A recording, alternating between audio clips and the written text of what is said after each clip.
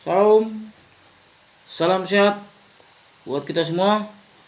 Materi kita hari ini kita akan masuk ke pembahasan itu materi kita tentang jenis segitiga dan triple Pythagoras. Ya, jenis segitiga dan triple Pythagoras. Oke, kita lihat lanjut. Perhatikan yang pertama. Ini yang A itu menentukan jenis segitiga. Oke, ada beberapa syarat untuk bisa kita menentukan jenis segitiga itu. Jenis segitiganya segitiga apa ya? Oke, jadi lihat berikutnya ya. Dalam segitiga ABC, ini lambang segitiga ini ya. Dalam segitiga ABC dengan panjang sisi A, B, dan C, misalkan panjang sisinya itu kita misalkan sisi A, sisi B, dan sisi C ya. Nah, berlaku yang pertama, jika A kuadrat itu lebih kecil dari B kuadrat tambah C kuadrat, maka segitiga BC adalah segitiga lancip jenisnya. Nah, ini dianggap si A ini adalah sebagai sisi miringnya ya. Ini sisi miringnya, si A ini sebagai sisi miringnya. Nah, apabila sisi miringnya itu lebih kecil daripada jumlah dua sisinya, maka itu disebut nanti dia namanya jenis segitiganya segitiga lancip. Nah, yang kedua, jika sisi miring ini atau A kuadrat itu lebih besar dari B kuadrat tambah C kuadrat, berarti sisi miring itu dia lebih kecil ya, lebih besar daripada kedua sisinya ini, maka segitiga ABC adalah merupakan segitiga tumpul ya. Jadi A kuadrat itu lebih besar dari B kuadrat tambah C kuadrat, maka segitiganya itu disebut jenis segitiga tumpul ya. Tapi kalau dia lebih kecil, berarti dia jenis segitiganya segitiga lancip. Kalau dia lebih besar sisi miringnya, itu dia segitiga tumpul. Nah, kalau seandainya A kuadrat itu sama dengan B kuadrat tambah C kuadrat, berarti jenis segitiga apa? Yaitu segitiga siku-siku. Kalau dia sama dengan ya, A kuadrat sama dengan B kuadrat tambah C kuadrat, itu nanti disebut jenis segitiganya segitiga siku-siku ya. Oke, ingat ini si A ini sebagai sisi miring. Kita misalkan dia sebagai sisi miring. Oke, untuk lebih paham penggunaan rumus ini atau sifat-sifat ini, kita lihat ke contoh saja ya. Oke, mari coba kita lihat contohnya. Contoh 1, tentukan bahwa segitiga yang berukuran 4 cm, 3 cm, 3 cm, dan 5 cm ini adalah segitiga siku-siku. Nah, apakah ketiga bilangan ini atau ketiga panjang sisi ini apakah merupakan segitiga siku-siku? Nah, apabila bilangan ini memenuhi yang ini ataupun yang tadi A kuadrat sama dengan B kuadrat tambah C kuadrat, maka itulah dia nanti nama jenisnya ya. Coba sekarang kita masukkan dulu nilai bilangan-bilangan ini. Nah, ini dia. Kita misalkan itu sisi terpanjang, ini sisi terpanjang berarti sisi miring ya, itu A. Sisi terpanjang adalah atau sisi miring sama, sisinya si A, maka kita tentukan dulu tadi A nya itu sama dengan 5, berarti sisi terpanjang itu harus yang jadi si A nya, karena ingat sisi terpanjang itu adalah sisi miring, itu dia. Jadi ini sisi miringnya. Nah, ini sisi kusikusnya atau dua sisi yang berikutnya. Pokoknya ini dianggap angka yang terbesar itu adalah sisi miring ya. Oke, nah ini kita masukkan ke rumusnya dulu. Rumus dasarnya dulu. Ini rumus dasarnya ya. Oke, A kuadrat sama dengan B kuadrat tambah C kuadrat. Nah, kita masukkan 5 kuadrat tambah 4 kuadrat tambah 3 kuadrat. Nah, ini 25 sama dengan 16 tambah 9. Nah, ini 25 sama dengan 25. Nah, karena sama dia A kuadrat sama dengan B kuadrat tambah C kuadrat, berarti ini karena A kuadrat sama dengan B kuadrat tambah C kuadrat, maka ini segitiganya disebut adalah segitiga siku-siku ya. Jadi kalau dia nilainya sama ini, ini sama, ini dia. Berarti dia disebut segitiga siku-siku ya. Oke, kita lihat yang berikutnya. Contoh yang kedua. Satu segitiga berukuran 7 cm, 9 dan 10. Apakah segitiga tersebut ini merupakan segitiga siku-siku? Nah, tadi syarat kalau segitiga siku-siku apabila A kuadrat sama dengan B kuadrat tambah C kuadrat ya. Nah, itu dia berarti siku-siku. Nah, sekarang kita masukkan dia nilai-nilainya dulu. Misalkan sisi terpanjang itu adalah A ya. Kita misalkan si A itu adalah sisi miring ya. Berarti mana sisi miring di sini? Nah, ini ada sisi miring ya. 10-nya ini. Ini sisi miringnya. Oke. Kita masukkan ke sini. Baru ini sisi siku-sikunya ya. Oke. Nah, ini 100, ini 49 tambah 81. Ternyata hasilnya tidak sama ini dia. Jadi 100 tidak sama dengan 49 tambah 81. Nah, hasilnya di sini lebih besar 130 di sini. Berarti kalau dia lebih besar tadi apa tadi siapanya tadi? Oke, kita lihat. Nah, nilai A kuadrat itu lebih kecil dari B kuadrat tambah C kuadrat, maka segitiga tersebut adalah segitiga lancip tadi itu ya. Siapa syaratnya tadi ya? Kita lihat. Nah, ini dia. Jika A kuadrat itu atau sisi miringnya itu lebih kecil daripada kedua sisi siku-sikunya ini, maka segitiganya itu disebut segitiga lancip ya. Oke ya. Oke, itulah dia pemahaman bagaimana cara menentukan jenis segitiga ya. Oke. Nah, sekarang kita masuk yang bagian B-nya. Tadi itu adalah cara menentukan jenis segitiga ya. Oke, sekarang ada lagi istilah namanya triple Pythagoras. Triple Pythagoras itu atau disebut juga tigaan Pythagoras ya. Ini bilangan ya. Oke, triple atau tigaan Pythagoras adalah tiga bilangan ya. Tiga bilangan asli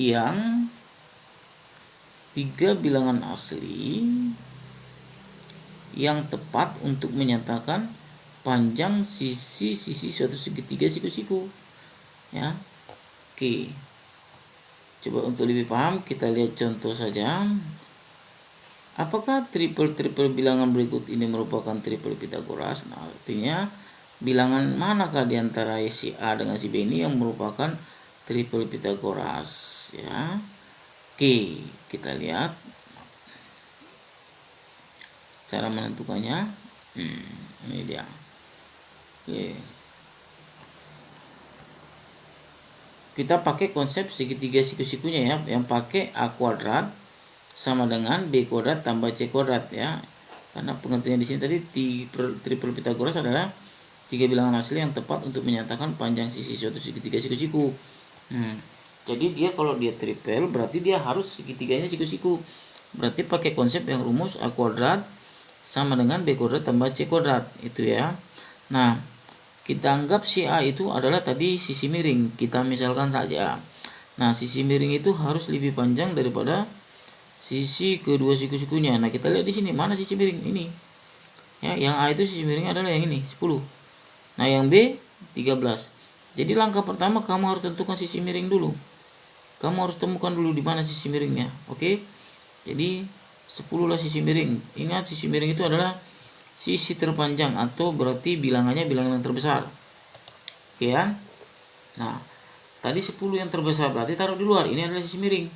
Nah, 10 kuadrat sama dengan 6 kuadrat tambah 8 kuadrat. Ini 100 sama dengan 36 tambah 64. Ini 100. Nah, ternyata kalau kita lihat ini sama nilainya dia. Ternyata 10 kuadrat sama dengan 6 kuadrat tambah 8 kuadrat itu sama dia. Maka karena sama, maka 6, 8, dan 10 ini adalah merupakan bilangan triple Pythagoras. Nah, kalau dia sama nilainya berarti dia triple Pythagoras. Ya, itu saja pemahamannya. Bisa ya? Nggak sulit dipahami ya. Nah, sekarang coba kita lihat yang kedua tadi yang bagian meja. Nah, di situ sisi terpanjang tadi, coba kita lihat lagi, 13 ya. Berarti ini adalah sisi miringnya. Nah, berarti ini sebagai A. Oke. Nah, ini 13 kuadrat, bikin ini sebagai sisi miring. 7 kuadrat tambah 10 kuadrat, 169 di sini. Ini dikuadratkan 169, ini 49 tambah 100. Nah, 169 tambah ini hasilnya 149. Ternyata tidak sama. Nah, kalau sudah tidak sama berarti ini bukan segitiga siku-siku. Ya. Karena 13 kuadrat tidak sama dengan 7 kuadrat tambah 10 kuadrat, maka 7, 10, dan 13 ini bukan triple Pitagoras. Nah, jadi saya rasa bisa dibedakan ya, mana yang merupakan bilangan triple Pitagoras dan mana yang tidak triple Pitagoras. Yang triple Pitagoras apabila dia memenuhi bentuk bentuk segitiga siku-sikunya, rumus segitiga siku-sikunya ya, yaitu tadi A kuadrat sama dengan B kuadrat tambah C kuadrat. Oke, kita lanjut. Nah, sekarang menentukan bilangan-bilangan yang merupakan triple Pitagoras. Nah, ada cara-cara bagaimana cara mengambil atau menentukan bilangan-bilangan yang merupakan itu menjadi bilangan-bilangan yang triple Pitagoras. Ada rumusnya, ini dia. Untuk menentukan bilangan-bilangan yang merupakan triple Pitagoras dapat digunakan rumus berikut. Nah, ini dia rumusnya. Ini bilangan ketiga bilangan itu inilah ini rumusnya pokoknya ya. Ini P kuadrat dikurang Q kuadrat, 2PQ dan P kuadrat tambah Q kuadrat. Nah, kita pakai ketiga rumus ini untuk mencari atau menemukan angka-angka yang merupakan triple Pitagoras. Oke. Ini merupakan segitiga siku-siku di mana P dan Q itu merupakan bilangan asli. Nah, P dan Q ini harus merupakan bilangan asli ya. Merupakan bilangan asli sembarang dengan syarat. Nah, dengan syarat ini P-nya itu harus lebih besar dari Q. Nah, harus lebih besar bilangannya, nanti kita ambil cukup 2 angka saja. Bilangan si P dengan bilangan si Q dengan syarat si P itu harus lebih besar angkanya. Ya. Angkanya bebas saja kan dibilang bilangannya sembarang nih. Merupakan bilangan sembarang. Bebas saja angkanya ya, tapi ini tidak boleh lebih kecil, harus lebih besar si P-nya. Oke. Kita lihat saja langsung contoh-contohnya. Nah, mari kita lihat coba.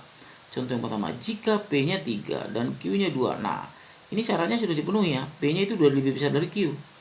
Asal sudah P lebih besar dari Q itu udah pasti dia sudah kita dapat nanti angka-angka yang triple.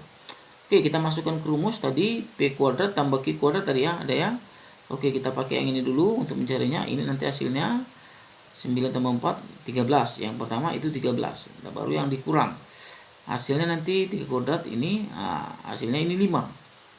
Oke ya, bisa dipahami ya. Nah, baru pakai bentuk ketiga 2PQ berarti 2 dikali 3 dikali 2. Hasilnya 12. Nah, jadi bilangannya nanti adalah 5, 12, 13. Jadi 3 bilangan 5, 12, dan 13 ini merupakan triple Pitagoras. Pasti merupakan dia triple ya.